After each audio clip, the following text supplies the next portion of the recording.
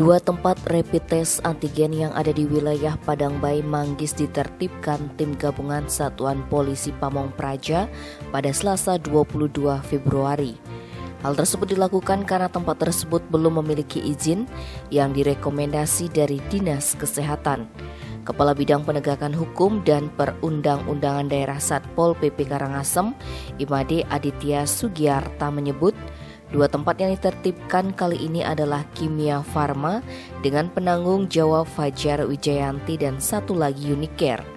Keduanya telah diberikan surat untuk melakukan klarifikasi. Selain melakukan penertiban tempat rapid test antigen, pihak Satpol PP juga gencar menertibkan masyarakat yang tidak menerapkan protokol kesehatan dengan baik dan benar. Karena peningkatan COVID-19 di Kecamatan Manggis kembali mengalami peningkatan.